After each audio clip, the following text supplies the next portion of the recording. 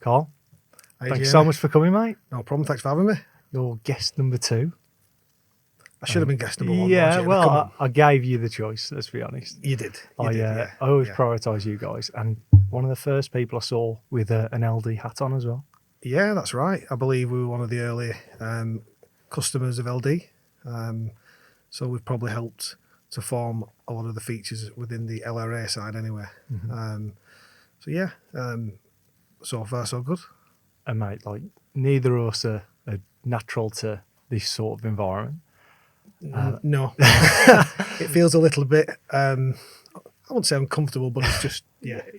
It's the big lights and whatever else. But I thought I'll give you just a little bit of a background into like a past experience of mine. Yep. So the last one that we've done with another company, Yep. I mentioned my worst day at Legionella Dossier, Yep. which was mildly funny. But I'd rather talk to you about a positive day in former business. So Yep. what made it a good day or good week as such was value-wise. This week stands out because we absolutely smashed value. Yeah. So as you've probably encountered as well, within certain contracts, you get asked to do something that you're not too sure about. And this one was a job that we'd never done before, kind of surpassed all internal skill sets, but it was too good and on the doorstep to say no. Yeah. So I was like, 100% I'm going to do it. So it was a completely random day. We'd missed a task that had to be closed off by the end of the month, local school. So I was like, forget titles or anything else, I'll go and do it. So what should have took 20 minutes took about 2 hours, because for the last couple of years we couldn't get into one boiler room. Right. And it's like, this is our job, you know what I mean? So I'll set a precedence and go, I'll stick around, we'll find the key. Long story short, we get the locksmith in, we open up this door and it's like a fucking film, mate. Open it and all the dust comes out because no one's fucking opened it. Yeah. Spider webs everywhere, and it just reveals this 800 litre copper cylinder, which is enormous. Wow. And at the time, we were like dabbling in like gas servicing and things like that. So in the van, I had a thermal imaging camera. Yeah. I'm thinking, this only feeds the kitchen. It's so old. It's got an immersion heater. That's it. I'm going to have a look at this. So on there, no lagging whatsoever. So I can see it's copper top to bottom. I check, and then stratification started. Probably like top third was 60 degree, if that. Yeah. All the way down, and you could see probably the bottom half was sitting at 40 odd degrees, bottom about late 20s. Yeah. So it's just a breeding ground for bacteria. Yep. I'm like, it's a big job. It's all copper, so I know that's going to keep the guys involved and happy. So I'm like, yeah, we're quoting for this. Yeah. Feeds like 6 taps. Yep. Okay, so one, we are genuinely doing a good job because you got way too much water. It's costing a fortune in electric. Fit a brand new unvented, fit for purpose, size, bang on. Yeah. Mate, but I didn't check half of what I should. Like the pound signs for whatever were just flying around. So I was like, okay, I've done all the checks, and the guy said, what's the tank like? Fuck, I didn't even check the whole tank. Didn't check the supply, and I didn't check the electrical supply. So it come in on a big 3-phase. Yeah.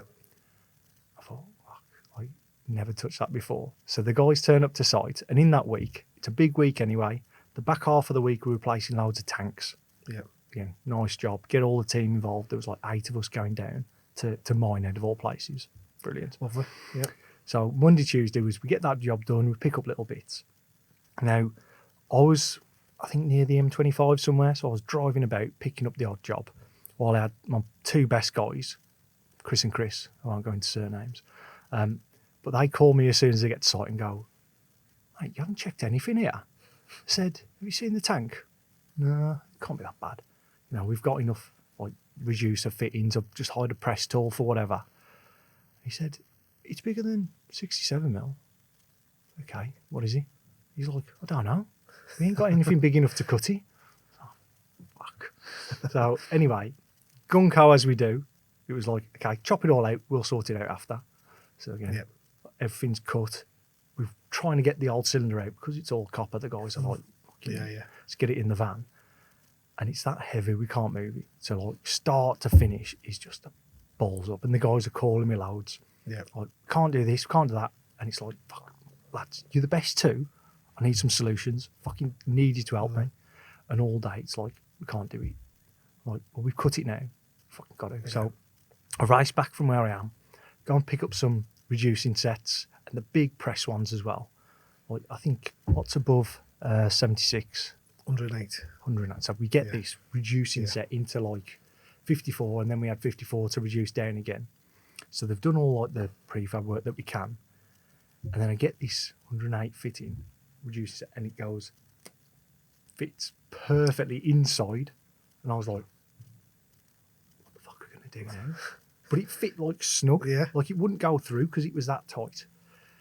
And an hour and a half later of me and the two best guys I know, fucking amazing plumbers, of arguing, we're like, we'll press around the pipe. And then it should hold. Yeah, so we've done that. And we also like solvent welded like on the inside to make sure it was tight. Yeah. I mean, really, really bad. Should never have done it ever. But it held. It's held to this day somehow. Yeah. But we fudge through this. We get the tank all in, the copper cylinder. We go and wait in. It's like $1,000. And again, we're happy again because we've got some beer money for this other week away. Yeah. And there's 8 of us. So it's like, this is perfect. We're going down to Minehead and have a great time. We do all that. And like the hotel that we're doing all this work for, they're perfect as well. They literally just said, guys, place is yours. We've emptied it out. So in the top, we're literally going in and we've got a crate of beer every day in a fridge that's just for us. And honestly, like from something that was really, really turbulent at the start of the week to then, like all the adversity as such, like, I don't know, I couldn't have wished for a better week in the end. Yeah. We kind of needed all the bad stuff to happen. But our team after that, you just get so tight. Yeah. And I think Yeah. from now not being directly in the industry, stuff like that is what I miss the most by far. Yeah. Because the cohesion, because you're living so closely together, we're working and living away together. It's just something that I think I'll always kind of miss. Definitely, yeah. I mean, do you miss working away? Because a lot of people are anti-working away. So that's interesting you say that. I think maybe it's slightly generational. Maybe it's because I've done it since I was like, 15, 16 years old. But I used to say to a lot of the guys, you get like a finite period in your life where you can like see the whole country and you take what you can from it. Yeah, you do sometimes go from site to hotel. Doesn't mean you have to stay in the hotel. You've got the opportunity to go out and explore a little bit. Yeah. And it used to be a bit of our sort of culture, which I'm not proud of at all, but it was a drinking culture. Yeah. You know, Yeah.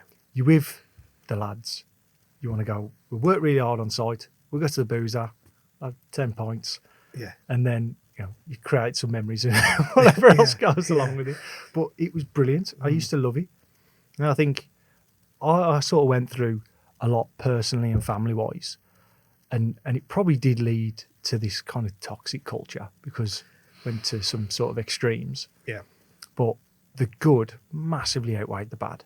And like you do take from it what you want. So if you want to have like real good times, you can have good times, great. Yeah. So it's not bad working away, but you've got to understand what you're going into and try and make the most of it. Yeah. You can't just think, I'm going to sit in my hotel room. Yeah. Nothing. Like, of course, it's going to be shit if you do that. Like, you get the choice. Make some memories. And that's right. And I think we do as a business try to keep that to an absolute minimum. And we've come up with some different types of ways of incentivizing it. I think we've got the balance about right at the minute. I think I have worked for a company where I was literally living out of a suitcase week after week, and it wasn't nice. My kids were young, maybe 4 and 6, something like that, 5 and 7. It is. So I do have that understanding, and I think we do as a business try to keep it. Look, we have to do it to grow. We're really strong in the northwest. We've got a really big team up there. We can cover everywhere really in the northwest really easily. We've got operation in the Midlands. However, the further south we go over to East Anglia, the south of Wales, things like that, people do have to stay away. Obviously across the border into Scotland as well. But like I said, we do try to keep it as minimum as possible, but we have to supply to our customers. And ultimately people have to make sacrifices, because if they want to grow, if they want to grow their career and progress it, they have to help the business grow. And the way the business is going to grow is by giving our customers what they need. So that's kind of the way we've... So do you get a lot of pushback from guys wanting to, or not wanting to work away? I wouldn't say pushback, but we are probably more conscious about it, that we don't want to keep saying, by the way, such a body, you're away next week for a week. And I think that probably comes from me and kind of filters down. So maybe I'm a bit more conscious of it and concerned about it than them. So maybe that's my kind of insecurity, that we're making them feel worse than what they really are feeling. They're probably not feeling as bad as what I think, but like I said, we have incentivised working away as a bit of a compensation for that. But I wouldn't say we get an awful lot of pushback. No, we don't in general. Well, I'm, as you know, like 11 months sober now. I believe so. I know indeed. So I think I would have deemed working away completely different if it was like that. But I guess it depends on circumstances as well. So if, say for instance, you're a young single lad or lady, yep, working away is brilliant, because it breaks your week up, not spending as much money at home. You're able to potentially save as well, because you're using business expenses. Yep. You can do okay from it. And again, it's an opportunity to meet a lot of different people and see the country. See some great places. Yeah. I agree. I think you've got to look at the positives from it. And I certainly think from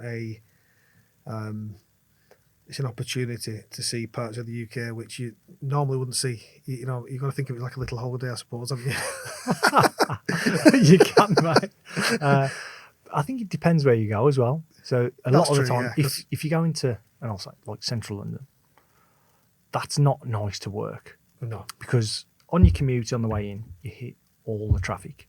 And as soon as you're going from a site to the next, even if you're going a couple of miles to the hotel, it's not enjoyable. You're not seeing stuff. You're just stuck in a car park. Yeah. And then by the time you get there, you're so frustrated and you're paying 50 quid for your overnight parking. That's not enjoyable. No. Like, and you've got to empty all your tools out of your van now because there's of all so the issues. much. Van theft is ridiculous. It's incredible. And you shouldn't have to, especially if you're on a popular hotel car park. Yes. You shouldn't have to worry about your tools. Yeah. Like, where's I was talking to the MD of an FM company a couple of months ago, and their insurance have now told them they will not insure them on a certain brand of hotels car park. Is it Travelodge? It's not actually. It begins with a P. Oh, I'd say. So yeah, it's that as well. That added a bit of anxiety, I suppose. That you got to kind of wake up in the morning, your van's going to have a big hole punched in the side of the door. So, but yeah, I mean, that from like let me rewind a little bit. First, I didn't know that you'd worked anywhere before GMS. Yeah. Well, interestingly, I suppose, I don't know if it's interesting or not, but I'm going to tell you anyway. Right, it's only my mum and dad listening anyway. So, do you want to go back to how I started? I do. Okay. That's right. You should be doing the questions, to be honest, mate. Okay, so, like most 15-year-olds, when you're at school, you don't really know what you want to do. I got convinced that apprenticeships were the way forward. It was the late 90s. I think Tony Blair, was still kind of the Prime Minister then, and it pumped a lot of money into education and apprenticeships and things like that. So there was a lot of funding for it. A lot of companies were biting on that and taking people on. So it was a good time to get an apprenticeship, really. So I decided to go into plumbing and heating. I was lucky enough to get offered an apprenticeship with a local company. I did day release at Wigan and Leigh College. So that took me 4 years to complete, which took me up to the summer of 2003. Seems like a lifetime ago now. Within that time, I'd met Gemma, who's my wife. So Gemma's dad, Howard Parry, owned a company called GMS Services. And I left the company I had served my time with after 4 years and went working for a HVAC company doing commercial pipe fitting and plumbing and things like that, and gas work. And 18 months later, conversation had been had between myself and Howard and Gemma. We decided that it was a good time to move to GMS. They didn't have an in-house plumbing and mechanical division, so that was really my aim, was to go in and get that moving, which I did. So sort of at 21, I was managing contracts and things like that. So it was really, I really had an early birth into kind of pressurised situations and things like that. So, and I believe I was successful. I believe I kind of dealt with it well. Then in 2010, early 2010, I had a bit of an itch to scratch. I wanted to work for myself. I wanted to have a go and see what it was like. Get a bit of experience. So I set up a company called Aspel Mechanical Services. Aspel's the village I lived in. Mechanical Services. Concentrating on HVAC side. Ran that business successfully for a couple of years, but if I'm being perfectly honest, I didn't enjoy it. I didn't enjoy being on my own. I didn't enjoy all the pressure being on me and me only. It is quite a lonely place when you're working solely on your own. And I made the decision to look at other jobs back in the Legionella industry. I didn't approach Howard at the time. I felt, I kind of left GMS to go and do my own thing. Do I really want to be going back to him saying, I've made a mistake? And I didn't feel it was the right time. So I moved to Hydroclean. I did about 12 months with them as a senior engineer, doing all the remedial works and things like that. And then I got an opportunity to go and work for, I won't mention the name, a company, an FM company based out of Belfast, in their environmental services division. My job was to manage contracts along the M62 corridor. I didn't realise at the time the M62 ran down to Birmingham and up to Redcar, but anyway, that's kind of what happened. I ended up all over the country, and within 7 to 8 months, my mental health had really taken a spiral. The company was in a bit of a mess. The organisation was terrible. A lot of the contracts were failing. I couldn't understand why I couldn't get them right, and I couldn't get them on the right track. There was more new contracts being thrown at me at the time, so this one has to be mobilised, that one has to be mobilised, and all the ones I mobilised were great. All the stuff I'd inherited was horrific, and I knew I had to do something about it. I mean, we went to Disneyland as a family in the May of 2013, and I've never ever been more anxious about going back to work in my life. Like, the thought of going back was awful. And I'm somebody who loves work, to be honest with you. I really do. So to feel like that, I knew there was something wrong. But anyway, I went back for a couple of weeks. You're back in the swing of things. And we just won another contract with a university in the Midlands, which was thrown on me to mobilise. I drove down to the Midlands, met the FM manager over there, and driving back up the motorway, I had this weird out-of-body experience where I felt like I was looking at myself driving the car. The most weird thing I've ever felt. Kind of snapped out of it. Came home, and within a week, I felt terrible. I felt like I was in a heart attack. I felt like I was just paranoid. I was ill and unwell. And within a couple of weeks, I was at absolute rock bottom, and it was really, really hard. So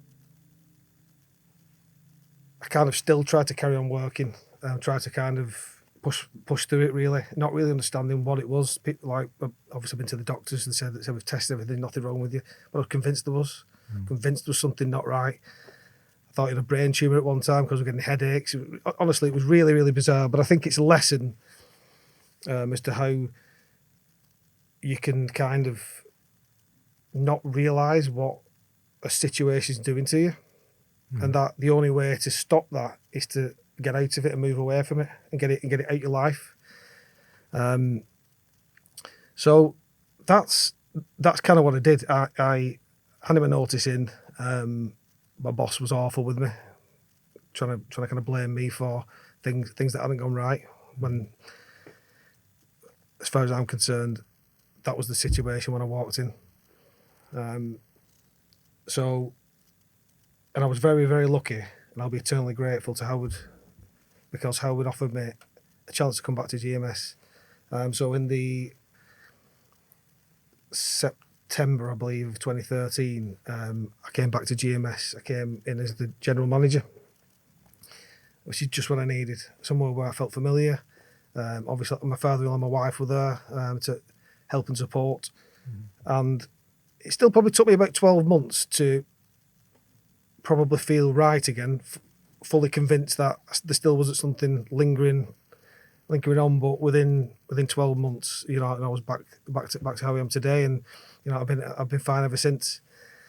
And yeah, I think what we've done in that time as a business has been absolutely phenomenal. From what it was when I came back in 2013 to GMS, I think it was around about 8 employees. We're now at 30.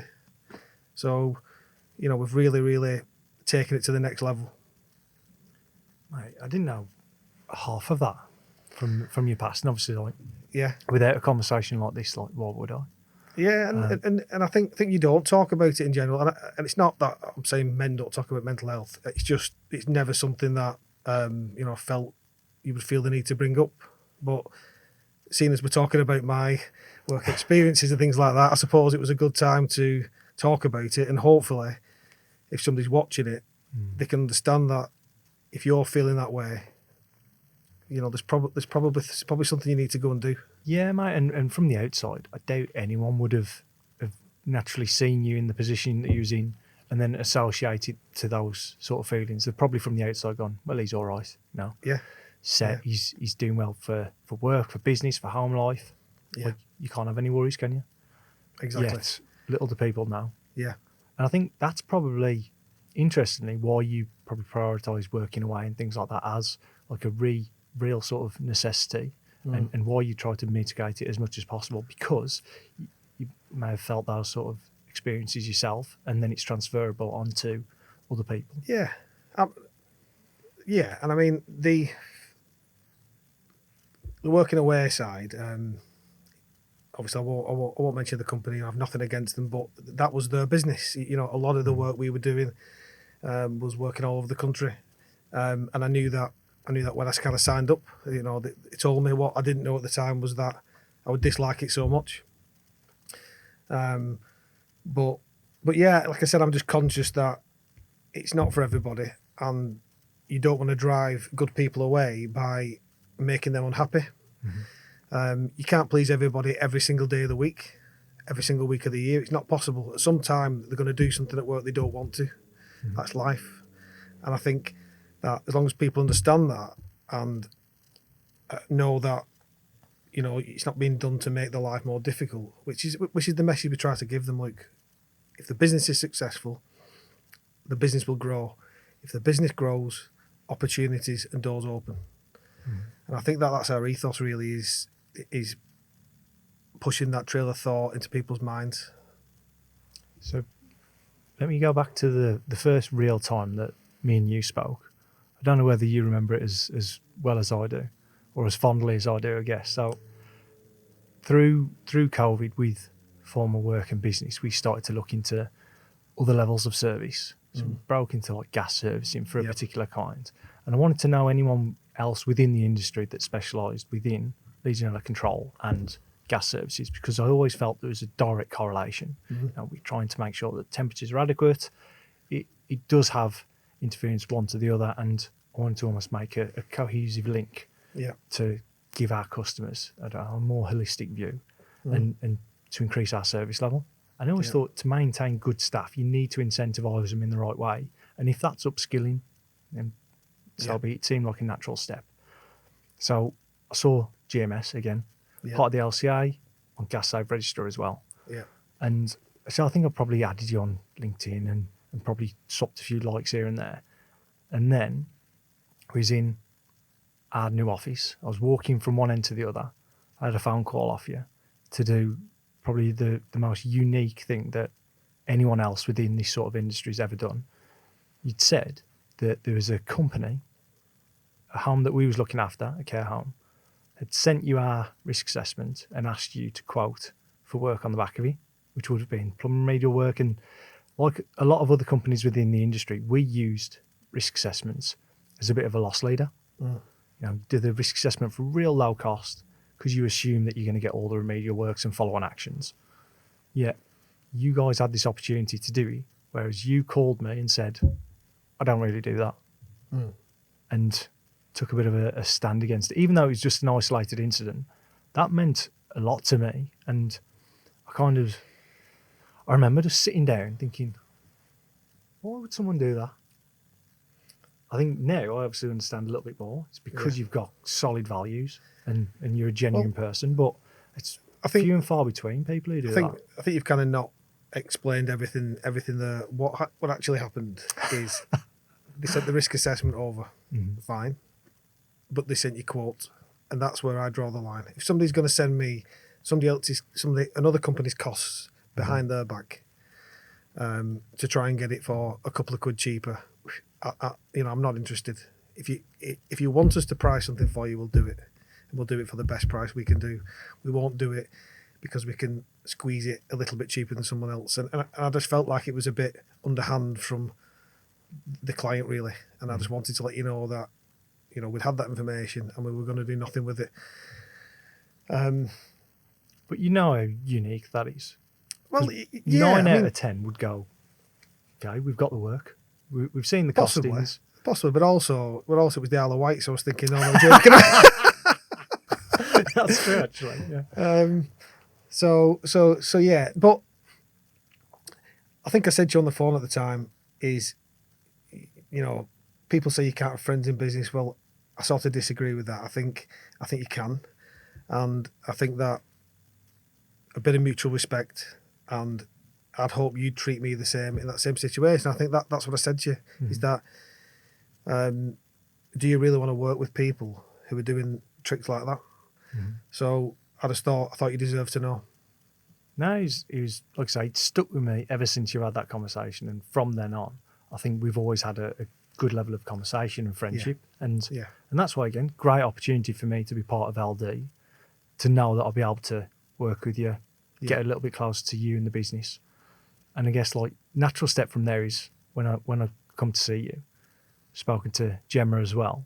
And it's really obvious that the culture within the business is built around both of you with really, really good values from again, it's the perfect mix in my opinion. And every time we've spoke, I've left just feeling like, and I'm just really happy, to be honest. It was always the business that I'd want to be part of as well, because you've got this right amount of family and business and loyalty, respect. It's incredible. No, thank you. I think it's interesting that somebody from the outside would feel like that, because we're just us. That's who we are. There's no kind of show. It's just, I'm Kyle from Wigan, Gemma from Bolton. Bolton. Somebody's got to be, and that's what we are. We do try to base our whole business on honesty, integrity, and making sure that our employees feel that they are part of the direction of flow in which the company's going, on board, not just a member of staff, not just someone who's doing a job, not someone who's ticking a box.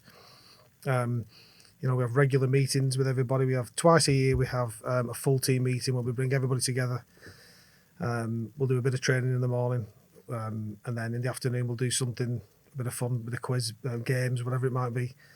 And we just think things like make a massive difference because people feel as one and together. I think there's always a danger, the bigger the companies go as well, that certain departments and divisions become a little bit fragmented because they don't see each other. I know somewhere where I've worked, there was always a culture of that department's a lot of rubbish and we're the best and all this type of stuff. So again, bringing everybody together, understanding how important they all are. Every single person in our business is important, everybody. And the different roles they play all take us to where we need to be to deliver for our customers ultimately. Now, yes, something might be a bit more complex than another thing, but that doesn't mean that that simple thing isn't important. Mm-hmm. In fact, it's very important. So, yeah, you know, we've tried our best to make it an enjoyable atmosphere. There's only so much fun you can give people at work. Obviously, you're primarily there to work, mm-hmm. but when there's an opportunity, we do. And ultimately, that comes from the top. That comes from Gemma. Gemma's the MD, and rightfully so. You know, she's following her dad's footsteps. She's a fantastic woman. You know, and I love her. Can I say that on camera? Is that a bit too soppy? No, mate. But, to be honest, I can see, and genuinely, I'm really, really fond of Gemma. Yeah, I think she's incredible. She is. Every time we've met, I almost feel like it's completely integral to keep her in the room because, like, it gives me like a sense of it being like a home as well. And you can see it in both of you. Like, there is a real business drive, which is very fixed on. We're going to improve. We're going to create better new standards, but that link of you both being the personalities that you are make it a good business. It's not all about like hardline structures and fuck that. Yeah, it's the feel that you get within a group of people, and it doesn't matter who enters. If you're both there, people don't look over the shoulder like they do with some management structures. They're just open and honest. Yeah, and that's the culture that you've created in a good business. Yeah, it is, and it's empowering people as well. You know, one of the difficult things as we've grown more over the last 10 years or so is I can't do everything. Gemma can't do everything. And it's passing on that trust. And we've got a great team beneath us, managers, contract coordinators, administrators, supervisors. So, and that is probably, I'd say, one of the hardest things is letting go of certain things. Because nobody's going to do everything the exact same way you do it. Mm-hmm. But as long as they're getting the outcomes you need, I think you've got to empower them to make those decisions. So yeah, again, I think that has been part of the culture. Instead of kind of micromanaging every single decision everybody makes, it's allowing people to make that work, go away, have a think about it, and make it work, and come back and tell me how you're going to do it. And you know, we've had some fabulous results. You know, are we the perfect company? Are we the best out there? I don't think anybody can say that. You know, every company has its positives and negatives.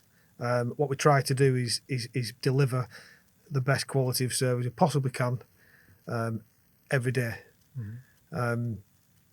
And I think that like I said, that comes from the top.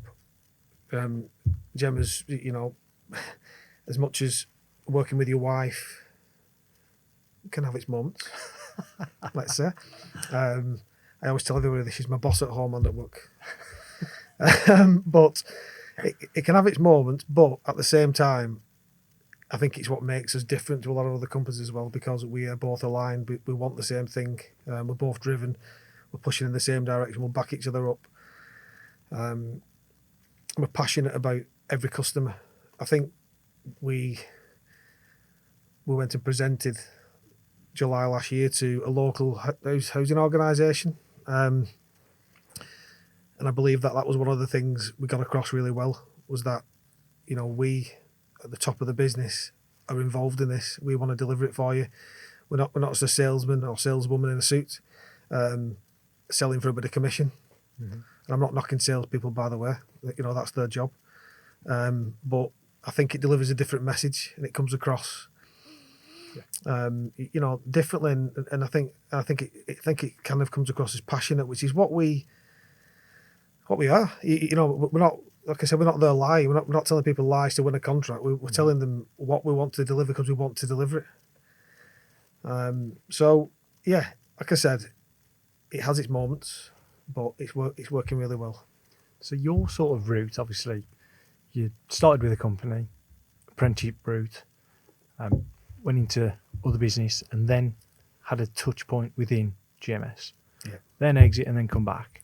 Yeah. Obviously, must have been really hard to do. So, you know, all credit to you for that.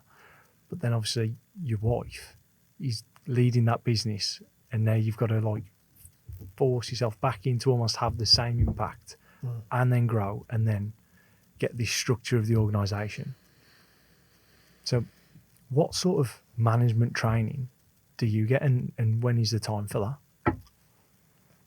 that? We utilise some external training providers who've done different types of management for us.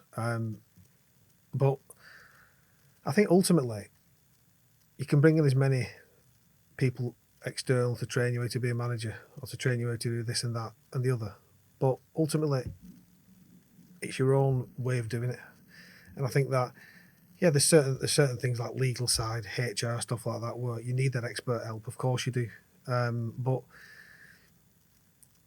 I've got things wrong. You know, I'm a human being. Gemma's got things wrong. Howard got things wrong. Mm-hmm. All of us have got things wrong over the years. Everybody does. And I think it's learning from that and seeing, right, well, why did we get that wrong? Okay, how do we put that right? How do we make sure that doesn't happen again?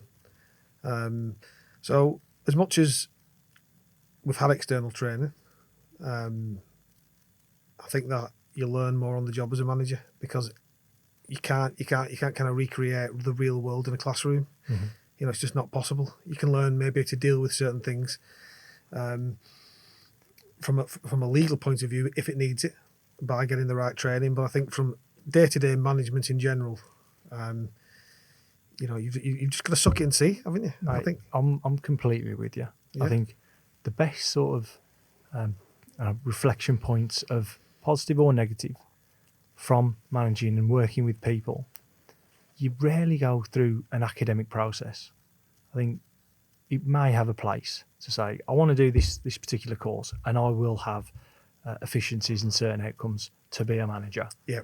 But the reality from, you know, classroom to practical life, and then the way people react, it's not a textbook. You have to like be involved. Yeah. You have to do it. You have to get it wrong completely. But equally, you have to drop your ego enough to listen to people and go, fact, it's not something that was in the textbook. It's just the way people are.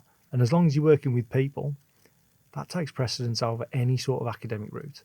Of course You it see does, yeah. people get senior positions who have got letters and, you know, whatever. It means fuck all. It really does. If you can't level with people just in a conversation and then really be empathetic to how they're feeling, working with them, supporting them personally as well as professionally, no chance. Yeah, I totally agree. Yeah, I think there's I think in general, a lot of the people who I've worked with from being an apprentice, that was a family business. Hydroclean was a family business. The other FM company wasn't. We'll not talk about them. And GMS is a family business. And I think that they're the better ones. You know what they really are, because they've got people who genuinely care about everything to do with the business, including the people who work in it. I didn't feel that when I worked for that FM company. I was just a number. It was a huge organisation, and yeah, I would never, ever, ever want anybody who works for me to feel the way I felt, and that's something I'm passionate about, is making sure that everybody feels supported, you know, in every way possible. So how do you struggle, or do you struggle with that when you have remote staff?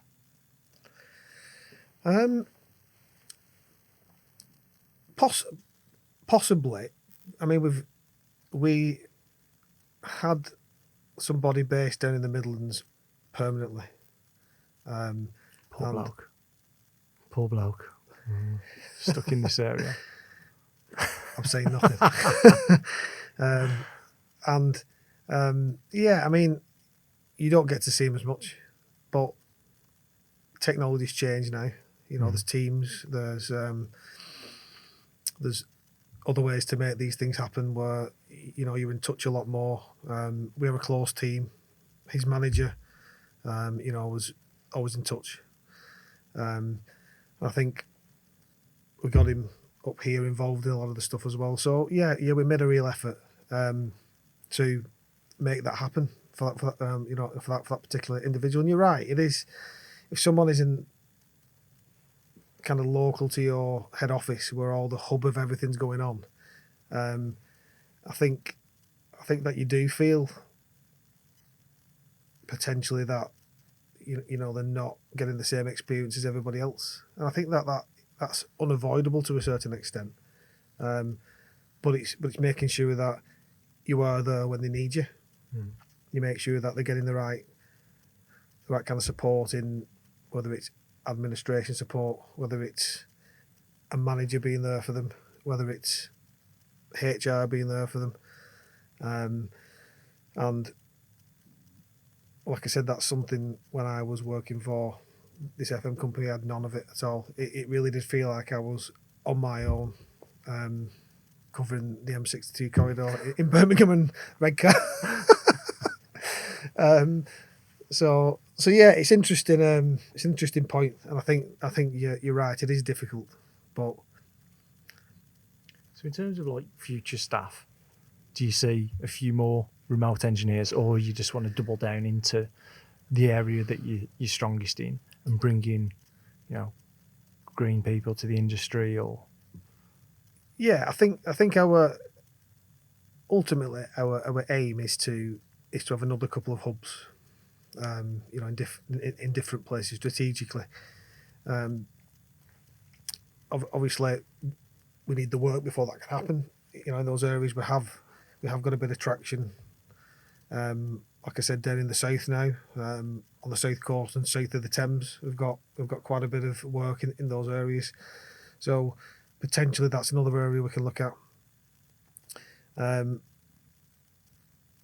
that's kind of part of the chess game, isn't it? You're always looking at, right, what piece do we need to move next, and then what's going to happen if I move that piece there, because someone else, you know, is going to come at us from there, and it's running a business is hard. I think that's all I can say to people. It's hard because every decision you make is massive, and especially if you're working with people remotely, the added layers of complexity of, you know, trust, as well as, you know, they've got to maintain and manage their own time, a lot of it. If they've got stock, you've got to stay on top of that, and it creates these worries where ordinarily there just wouldn't be. When you're seeing someone every day and you can look into the white of their eyes or whatever, and you go, I know I can trust this person. I know the family, I know everything about them. You can't do that. You can't maintain that same level if you're seeing someone once a month. No. Or you're having regular phone calls and catch-ups. So it's a huge leap of faith. And like I say, running a business, it's still your job to be, you know, scrutinising things like that. Of course it is, yeah. And I think that's part of, like I said, it's part of this game of chess, really. It's making sure that the decisions you make are not negatively affecting you know the strong part of your business, because if we start focusing too much attention elsewhere further afield, does all the local stuff start to suffer where we're really, really strong and performing really well. And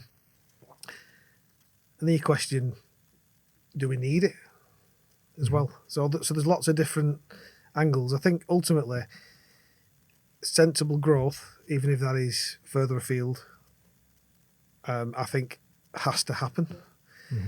If you put all your eggs in one basket, at some point, it's only a couple of contracts you could lose, and things look totally different. So you have to keep looking for work. Competition's rife. It is, yeah. You know, the people will move for a couple of quid here or there, and that's for staff as well as contracts. Yeah. I agree. I mean, what I would say about about ourselves and our customers is, in general, they don't leave us. In general, and that's not saying that they never will. Touch wood, they don't. But in general, our customers don't leave us. Once we start to deliver them a service, they stick with us and trust us. And I think that's testament to the team. It's testament to the service we deliver. But like I said, at the same time, you cannot just sit there expecting that to carry on forever. At some point, for whatever reason, something will come to an end.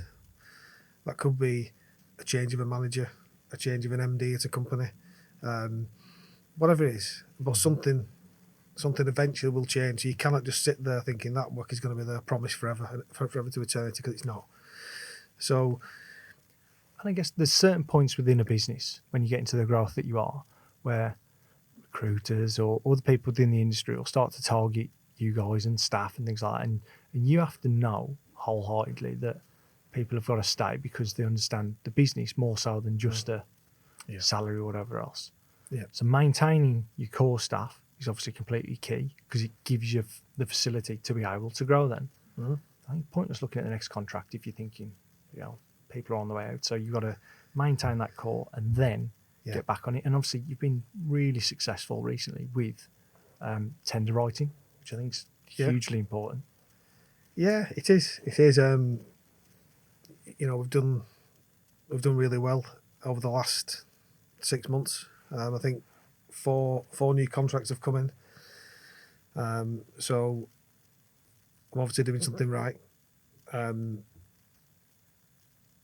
You're kind of competing against companies who've got huge spending power when it comes to bid writing. They've got teams of bid writers. Who obviously specialise in where to score points here and there. So I think I think we hold our own really well there, and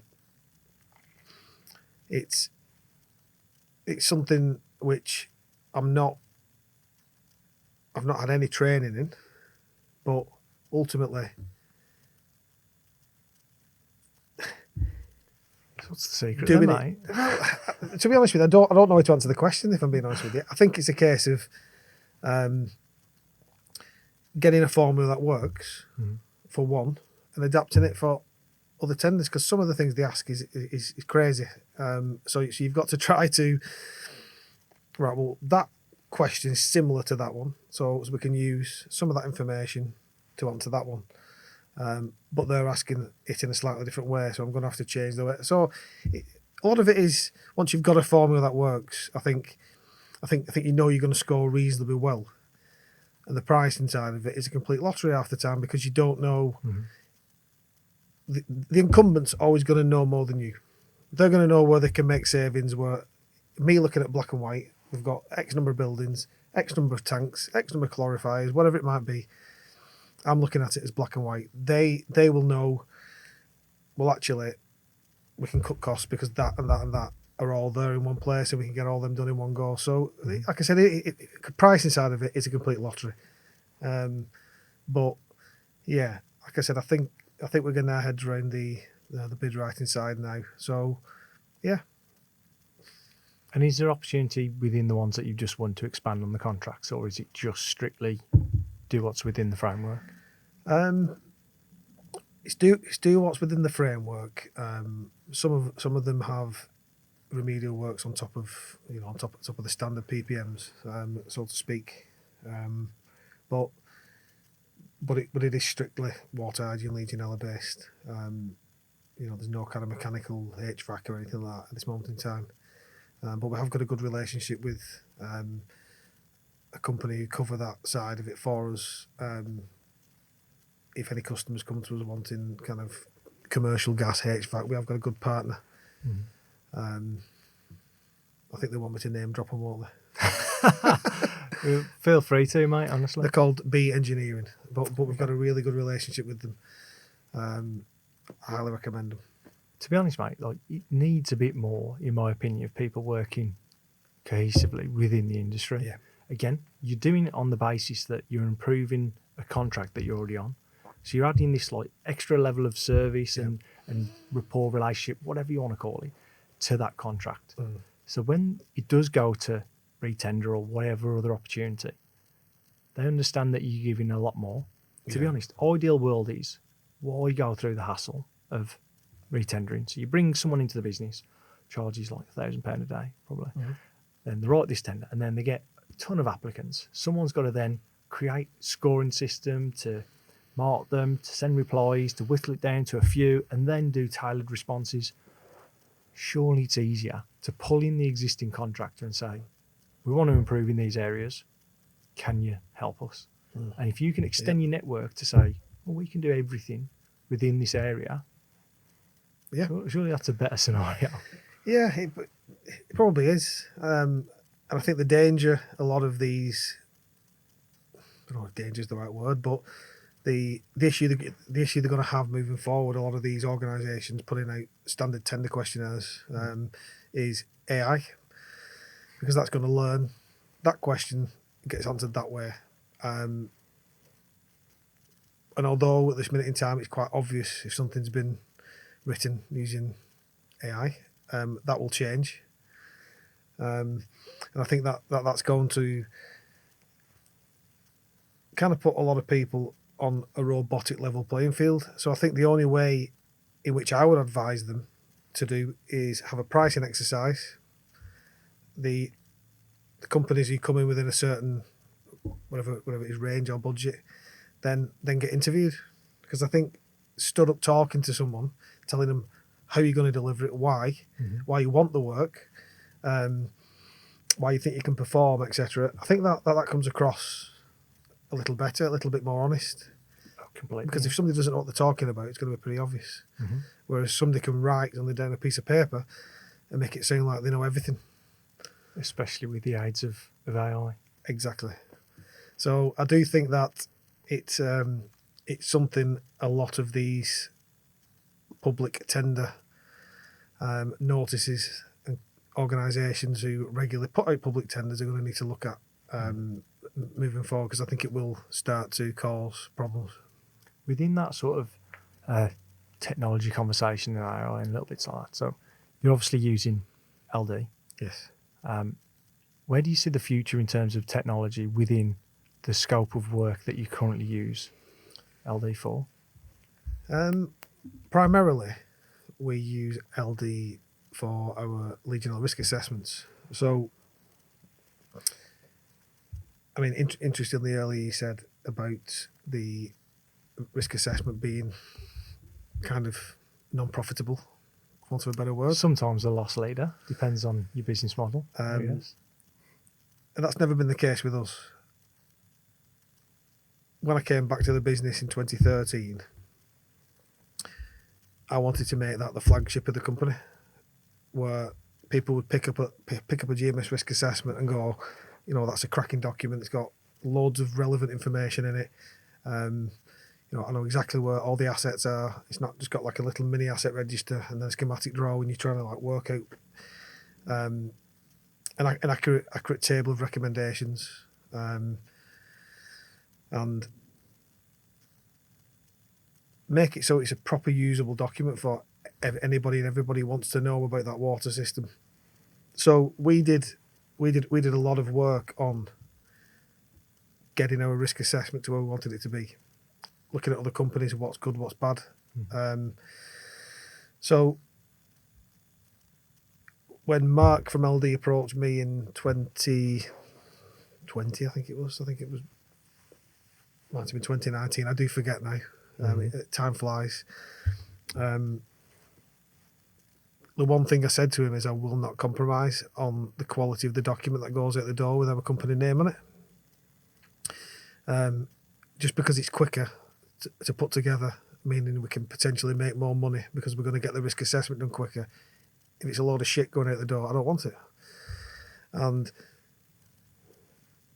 that was my approach, and I think they understood that from kind of day one, and got her in the table with us and said, right, well, let's have a look at yours, and we'll see what things from your document we can use or replicate in a certain way. So although the document is totally different in many ways, it has a lot of the principles of ours. So that was a factor in why we decided to go with LD, because we were willing to work with us, willing to get the document to where we wanted it to be. So from that side of it, it really has made a massive difference for us as a business. It does improve the speed, particularly type up speed. Things like the photographs are all going straight in from site. There's no kind of uploading and importing and things like that. So it's it's a really good piece of software. I have to admit it is, and it produces a nice little risk assessment. Let's crop that a little bit there, mate. That's good. So I do like a lot of the features of the logbook side. But future-wise, I think future-wise, I think there's a lot of tasks being carried out on sites which are very simple. And I think that the industry needs to move away from sending people all over the country in vans to do things like temperature monitoring checks. And I think that a lot of organisations can quite easily train their staff to do things like weekly flushing, monthly temperature checks. So we're not talking about remote units and IoT. It's like people on site, on the ground, can do a little bit more. Well, from a cost point of view, yes. From a cost point of view, people on site can do a bit more, I believe. And I think that LD's app is fabulous for that. So I think technology like that will open that door. Mm-hmm. And I think the focus should be on training. Mm-hmm. I think from a remote monitoring point of view, as a business, we don't feel we're ready to introduce it to most of our customers from a cost point of view. Simply, we just feel it's the setup costs and the ongoing costs can be astronomical.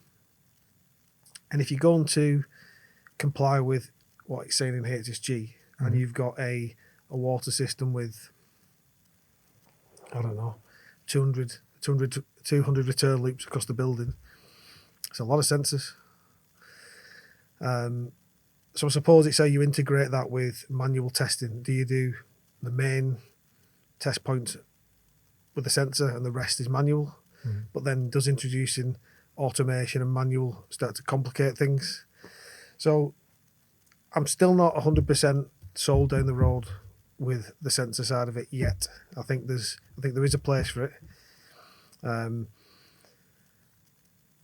As far as it helping the environment, again, I'm not an expert on this. Yes, it would cut down travel.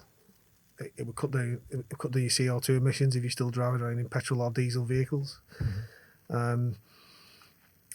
But from what I understand, data centres are a massive problem as well. So data centres are a huge problem for the environment. So the more cloud-based information or remote communication is going to need more data centres. So I don't know if that is the answer either. I think potentially, mate, it's a complete rabbit hole, isn't it? Because you look at electric cars and then what the offset of cars are when the battery life depletes, what's the impact on that? And you can go down multiple rabbit holes. I don't think there is one easy, let's just fix everything solution. No. I think it has to be bespoke for the right environment. I think if buildings are set up in the right way from the start and you've got a well-worked plumbing system, monitoring that system can be relatively easy. I think it's historical buildings where they've got loops off loops and it's disastrous on all aspects. So even monitoring those loops isn't always good. It just gives you bad information. Bad data is not good for anyone because, again, you've got that cost outlay. So you're not really achieving much. I think the future of LD as a system, I'm privy to a little bit of information, so I know how good it can be. But to the point of what can it do for now, I genuinely think it's best on the market. And I think within the next 6 months, people are going to see that significant leap into what the next steps are. And I think that's where we've got a bit of a game-changing technology. And I think what it will do, I'm pretty confident about, is force a little bit of change because the output can be done very, very quickly to a very high standard. So costs can again drop because there's more efficiencies within the business, quicker turnaround of jobs. And as soon as it's done, if the culture is job and report is same day, that's going to change a lot of people's expectations.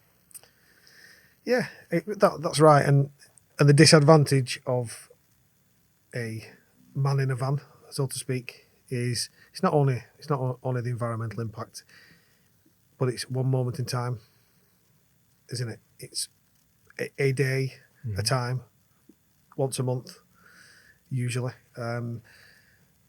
So what information are you really getting? Okay, it can look absolutely rosy every time you go, but 90% of the time it's not. Whereas a remote monitoring sensor would tell you that information.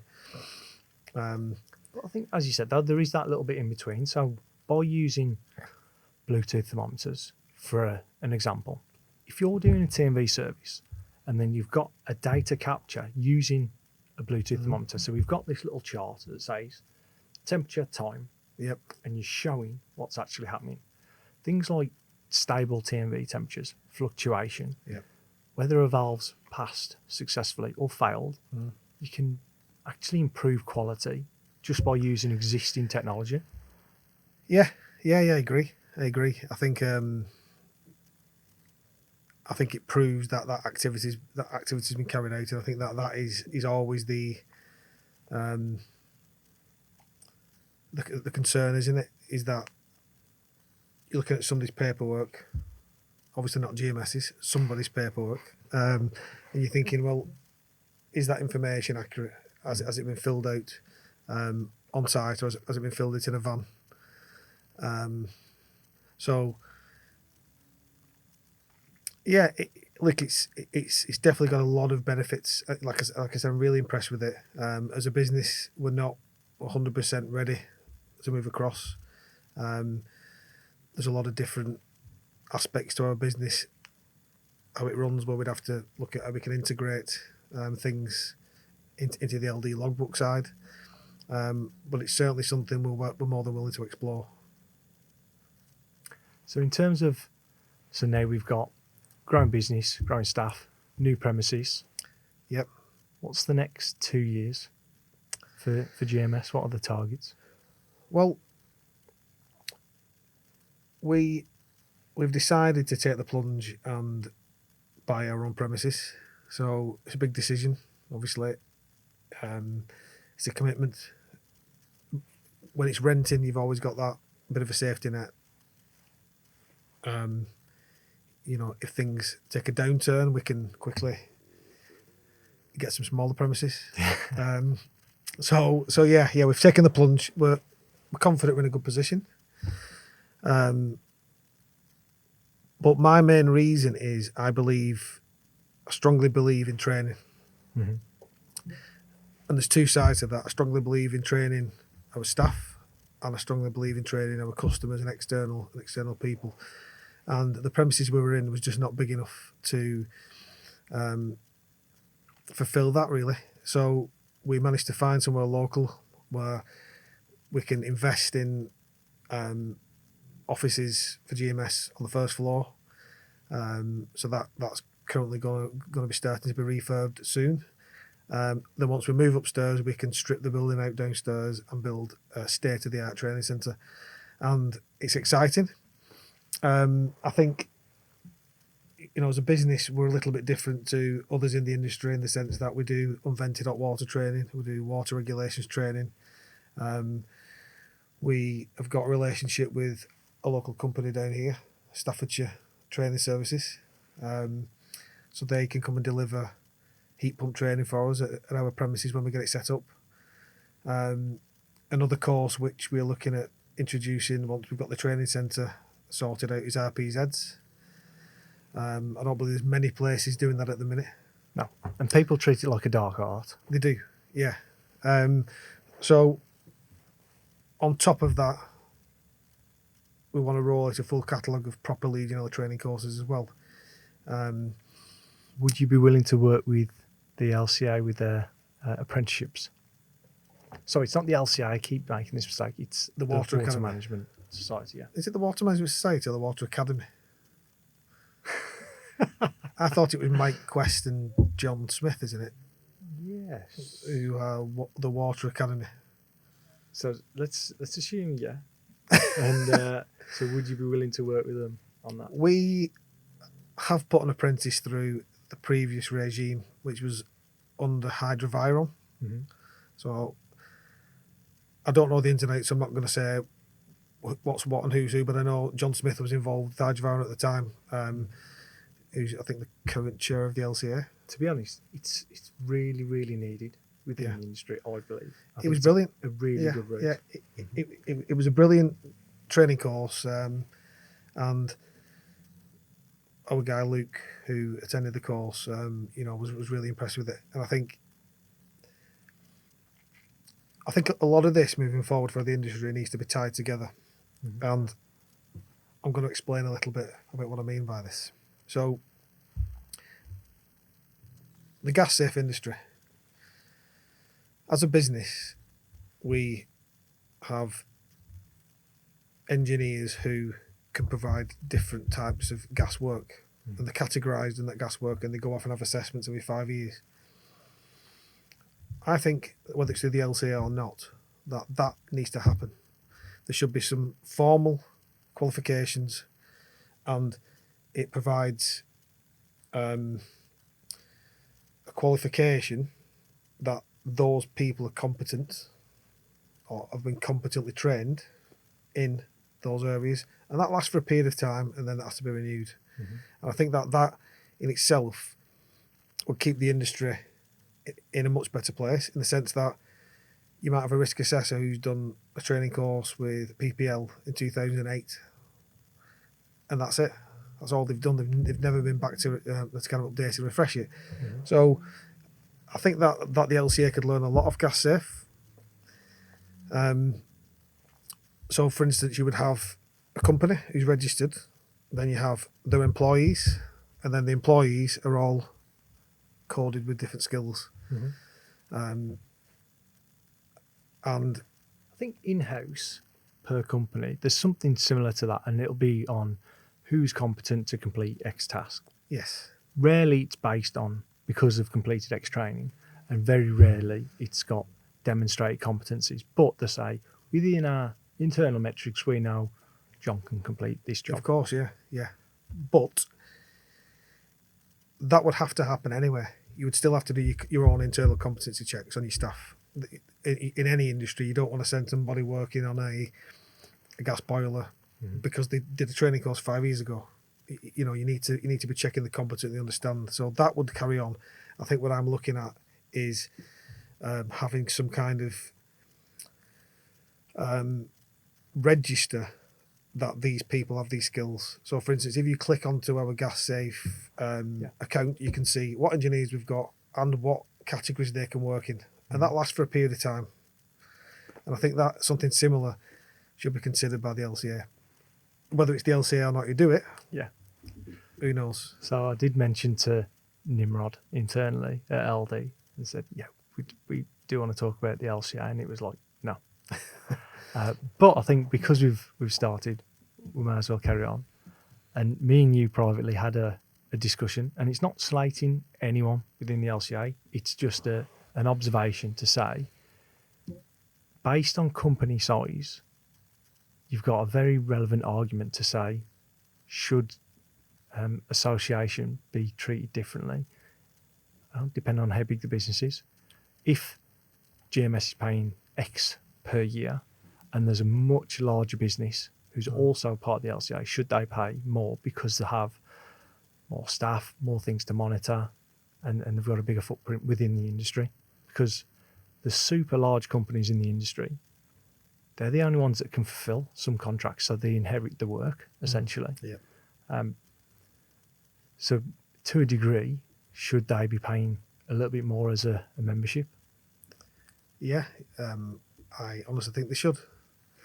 I think that from my point of view, as a team of 30, we are being absolutely dwarfed by some companies out there who have hundreds, if not 1,000 plus staff. The the audit work the LCA have to do with them companies far outweighs what you'd ever have to do with us.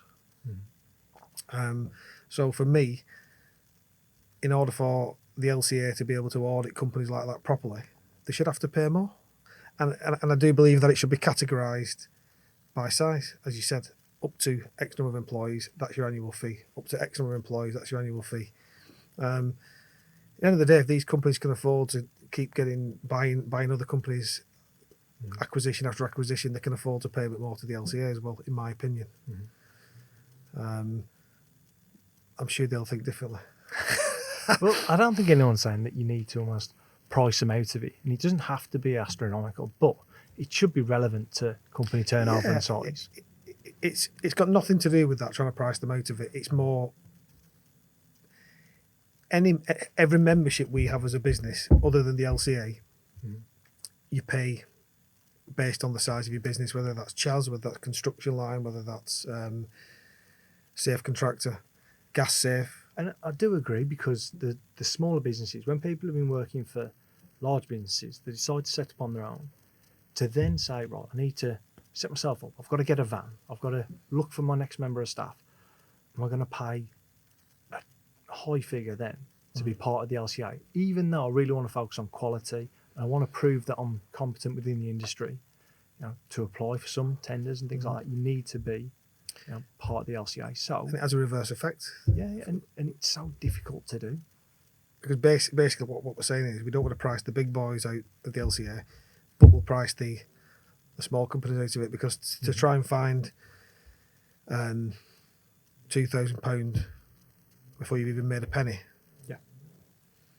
for some smaller companies, it's difficult, isn't it? It's not because people don't want to do it; they do.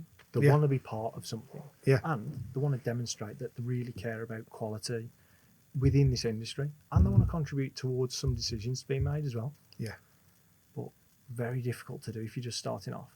So you have 2 or 3 years, and then again that reverse effect to go, well, we're still here, we're still growing. Do we even need it at that stage? So you kind of get the complete opposite of what they were interested in initially. Yeah. I totally agree, and I think the LCA have done some fabulous things for this industry. I strongly believe that, and I believe that their purpose is obviously to audit, to make sure that we are following the code and we're following our scheme of compliance. So they want to know that what we are saying we're doing, and that has to happen. It's really important. I think I would question whether they need to see you every 12 months, if I'm being honest with you. I think if you're a relatively good company who's getting good returns, do they need to see you every 12 months? Is that a way of keeping your fee down? I understand the companies on the naughty list, as they call it, they do see them a bit more often and they pay a bit more, and rightfully so. Who's on the naughty list, mate? I don't know. I'm not privy to that information. I've just heard there is a naughty list. I want to find this list. Yeah. So I actually think that with the aids of good digital systems, I completely agree. Would you need to be audited in person if all your business information, your jobs, your reports, your quality of work, your training, your competencies, if that can be centralised into a system, a remote audit? Because the biggest thing is you don't want disruption to the business. You want to be able to continue whatever you're doing. Like, every day is vitally important. So when they say, oh, we're going to come in, we're going to really go under the microscope, it's just disruptive for the business. It is. I mean, again, I'm probably boring people here, but I'm going to go back to gas safe again. Now, I would say there's, under the weight of risk, probably gas is a little bit more dangerous than Legionella in general if you get it wrong. Not always the case, but firmly on the fence for that one. I think it's because if something goes wrong with gas, it doesn't matter whether you're susceptible or not, because you are susceptible, aren't you, really? You're going to be, depending on what gas incident has happened. But they don't see you every 12 months. They'll probably see you once every 3 to once every 5, depending on if you've had non-conformities and things like that. So again, I just think it's something they need to look at. And it's not a criticism at all. It's just, I think it seems a bit excessive to me. With gas safe, though, you are registering your installs, not always your servicing. Rarely, you just don't register servicing, do you? So you're constantly registering your installs, so it's building up a bit of a database about you and about your work patterns, things like that. Like, a solution potentially is, if work is documented and able to be viewed, like that should alleviate that need because you're seeing what's happening. If, as a company, and we're doing regular clean disinfections, and those reports are available to auditors at intermittent points throughout the year, they can see within a document that, yes, we're sticking to whatever's within the RAMs and the method statements. We've got adequate photos, the guy's seen, competent as much as you can do remotely. Again, if that is available, why would you need to go and see him annually? Well, again, I agree with you. I think what they're not looking at is the physical output on site. And I think that is something, obviously they strongly explain that is not what they're there to do. But I do think that in the industry it is lacking. I do think that there's a lot of physical activities going on site which probably need a bit more scrutiny. For instance, methods of cleaning and disinfecting and things like that. Having them properly audited, even if it's once every 5, whatever it might be. But it does seem to be, as long as your paperwork shows you're doing what you're saying you've done, everything's okay. And we know that that's not the case. Everything isn't always okay. So there is a bit of and basically that's our job. That's what the LCA is saying, and they're right. It's our job as business owners to make sure that those activities that are going on are being done right. So I understand that that's not their responsibility, but like I said, I do think it would be worth looking at external audits of physical activities, independent, in certain instances. So yeah, it's one to think about, isn't it?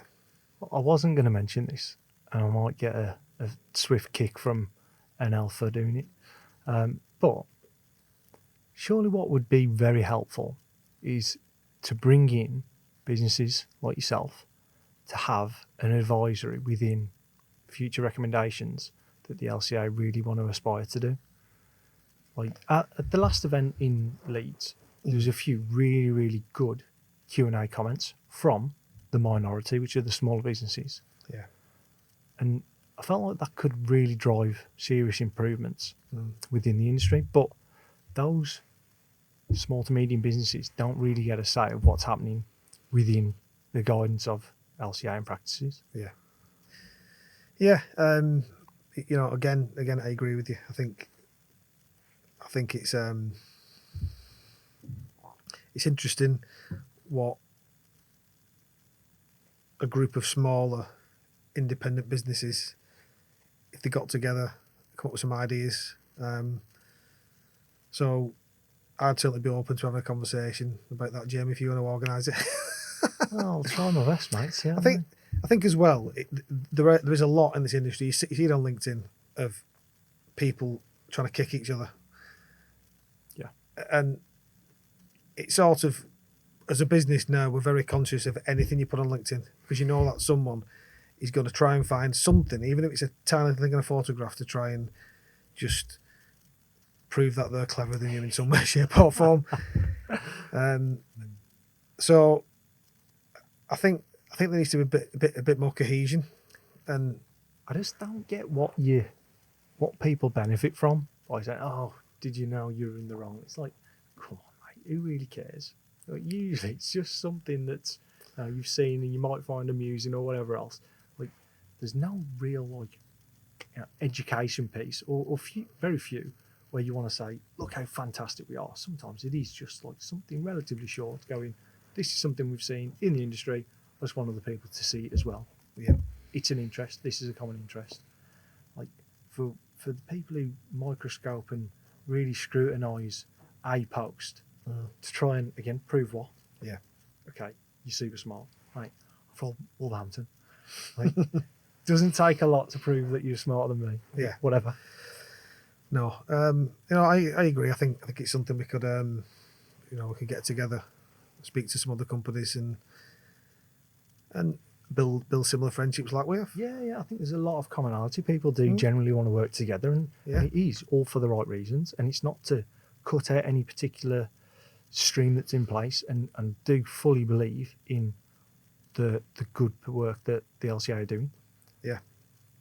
But like everything, you should actually really listen to people who are members and say, what can we do? How can we support more? Not just listen to the real big ones. Let's go through all the memberships and take in a lot of what can we do to improve? What do you guys want to see? Because people turn up because they're really invested in the industry and quality. Yeah. And equally, mate, when people work together, it's a lot easier. Of course it is. You can find enemies anywhere. Right, you don't need it in your day to day. You could just find them on LinkedIn, can't you? It's it certainly is. It certainly needs a wider conversation.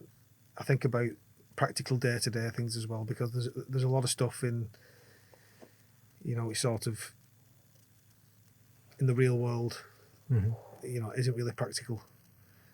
But yeah, I'm going to leave it there with the LCA. Well, let's wrap it up by just something about Gemma. I genuinely feel like it's really important. I'll openly say it, I wanted Gemma to be here today, and I'm a little bit personally gutted she's not, because again, I've had so many conversations and interactions with you involved in Gemma, and I feel like she's very instrumental to how you guys are as a business. So what are her sort of key attributes, and how does it really affect the business? Well, Gemma's been in the industry now for 24 years, so there ain't nothing much she doesn't know about it. I think she has probably begrudgingly taken on the mantle of MD. I kind of insisted because she's following in her dad's footsteps. I didn't feel it was right for me to kind of step in and claim that crown. And like I said, she'd only tell me what to do anyway, so it'd make no difference. But yeah, she's passionate about the business. She's passionate about the people who work for her. She's very kind and generous. If somebody asks her for something, she would very rarely say no, which I suppose at times could be classed as a weakness, but it's a good weakness to have, I think. The support she gives me is incredible. We've both, like I said earlier, we've both got our different strengths. You wouldn't see Gemma on site with a pair of spanners in her hand, but likewise, you don't really see me messing around with Excel spreadsheets and data crunching either. So she's absolutely fabulous at that, and she's taken on a lot of things from Howard over the past 3 or 4 years on top of what she was doing anyway. And to be honest, she was very worried about it. She was, naturally, I think you are, aren't you? Like, I can't do that. And she's taken everything in stride. And I strongly believe that a lot of the growth this business has had in the last 10 years, it's not just because I've come back to the business and I've waved a magic wand. It's because of the way me and Gemma work together. And that's because of the type of person she is.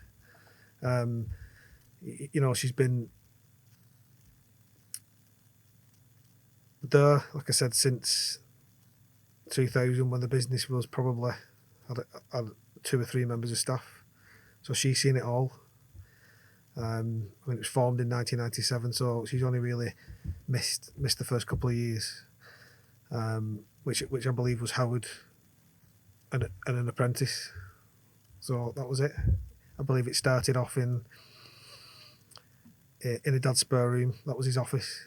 And he had a car. I think it was a Mazda 6 from some pictures I've seen. The C&D kit in the back of it. So like I said, Gemma's been there from, basically when the business had nothing, when he got its first van. So the knowledge she's got to pass on to everybody, is absolutely phenomenal. And I think as much as I'm out of my comfort zone knowing I'm in a room with a camera, I've tried to ignore it, but there's 3. No.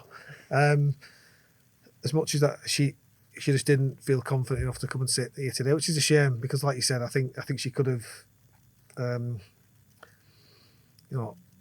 expressed a lot of good thoughts and passed on a lot of good stories as well. Now she's not here again, I'll ask you one last thing. Are you proud of her?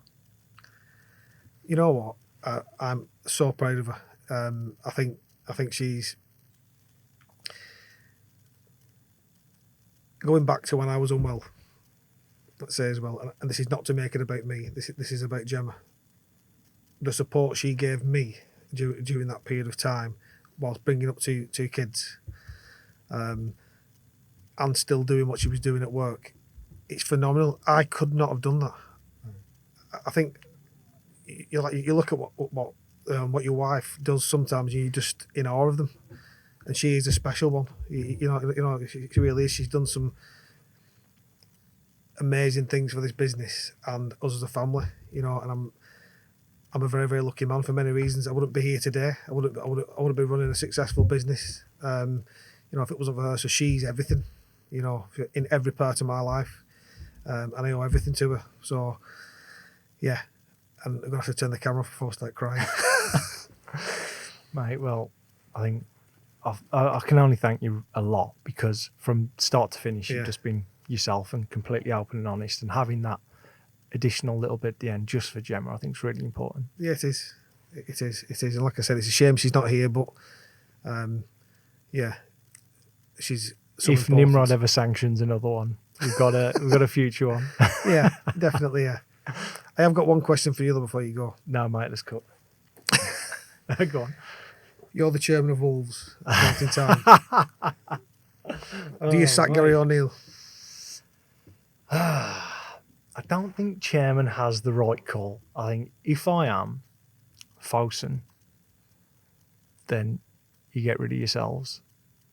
I don't see an issue with Gary O'Neill. Leadership comes from the top. You've non-stop mentioned that today. And if people don't have the autonomy or are not given the autonomy, your management team will never be as good. Yeah.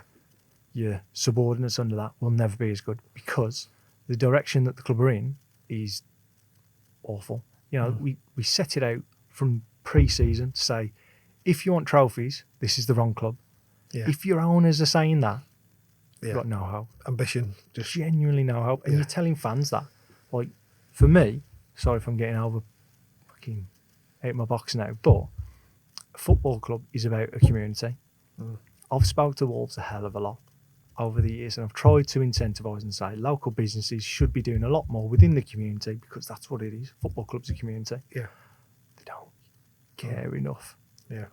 about the community. It's about TV rights and sponsors and what's the return to the club?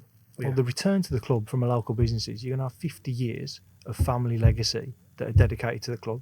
There's a woman sits next to me who's only got a season ticket. She doesn't know the starting 11. She doesn't know any of the squad really. But she goes because it was her dad's season ticket. Yeah. You've got someone for life if you give them that ability to be part of the club. Yeah. So Gary O'Neill's definitely not the problem. He stays. He stays, in my opinion, and that's definitely a controversial one at the minute. But he will go if it carries on. By the time this goes out, he's probably gone. But again, you set it from the top. I think, unfortunately, we're in a position, and it's never going to benefit because if the club go down, highly likely, you're not going to be able to resell it. Yeah. Not for the value I think they've been unlucky, though. I think they've been unlucky. They've played really well against Liverpool. They haven't Played well played against bad, City. right? And it's not a bad squad, Mm. not at all. But fundamentally, certain things need to change, Yeah. and you need to have some real passion. You've only got to look very closely to watch what Villa are doing, and it kills me to say it, but you know, I'm getting sent videos of Champions League music at Villa Park, and I'm getting goosebumps thinking, Yeah. how incredible would that be? Yeah. Like, Yeah. and we were close to things like that. All it took is the right investment. It kills me to see Nuno, classy bloke, gives great interview, and you go, we had that. Jimenez still scoring, Traore still a nuisance. Yeah. I'm absolutely gutted seeing people like that not at this club. It certainly seems to have a downturn the last couple of seasons, doesn't it?